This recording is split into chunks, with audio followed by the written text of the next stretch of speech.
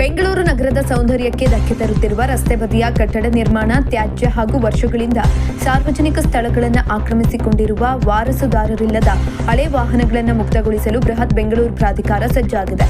ನಗರದಾದ್ಯಂತ ಹಮ್ಮಿಕೊಳ್ಳಲಿರುವ ಈ ವಿಶೇಷ ಸ್ವಚ್ಛತಾ ಆಂದೋಲನವು ಇನ್ನು ಒಂದು ವಾರದೊಳಗೆ ಅಧಿಕೃತವಾಗಿ ಚಾಲನೆ ಪಡೆಯುವ ನಿರೀಕ್ಷೆ ಇದೆ.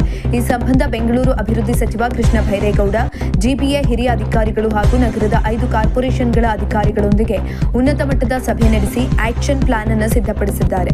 ಈ ಸ್ವಚ್ಛತಾ ಕಾರ್ಯಾಚರಣೆಯನ್ನ ಮುಂಬರುವ ಶುಕ್ರವಾರದಿಂದಲೇ ಆರಂಭಿಸಲು ಮೊದಲಿಗೆ ಆಯೋಜಿಸಿದ್ದಾದರೂ ಕೂಡ ಸಾರ್ವಜನಿಕರಿಗೆ ನೋಟಿಸ್ ಜಾರಿ ಮಾಡುವುದು, ಜಪ್ತಿ ಮಾಡಿದ ತ್ಯಾಜ್ಯ ಮತ್ತು ವಾಹನಗಳ ವಿಲೇವಾರಿಗೆ ಜಾಗ ಗುರುತಿಸುವುದು ಹಾಗೂ ವಿವಿಧ ಇಲಾಖೆಗಳ ನಡುವೆ ಸಮನ್ವಯ ಸಾಧಿಸುವ ಪ್ರಕ್ರಿಯೆಗಳು ಅಂತಿಮ ಹಂತದಲ್ಲಿರುವುದರಿಂದ ಉದ್ಘಾಟನೆಯ ಅಧಿಕೃತ ದಿನಾಂಕ ಸದ್ಯದಲ್ಲಿ ಪ್ರಕಟವಾಗಿಲ್ಲ.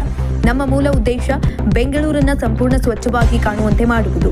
ಒಮ್ಮೆ ಎಲ್ಲಾದರೂ ಕಟ್ಟಡದ ತ್ಯಾಜ್ಯ ಬಿದ್ದರೆ ಅಲ್ಲಿ ಕಸದ ರಾಶಿ ಬೀಳುವುದು ಸಾಮಾನ್ಯವಾಗುತ್ತದೆ. ನಗರದ ಕೇಂದ್ರ ಭಾಗಗಳಿಂದ ಹೊರ ವಲಯಗಳಲ್ಲಿ ಈ ಸಮಸ್ಯೆ ಅತ್ಯಂತ ಗಂಭೀರವಾಗಿದೆ ಅಂತ ಸಚಿವ ಕೃಷ್ಣ ಬೈರೇಗೌಡರು ತಿಳಿಸಿದ್ದಾರೆ.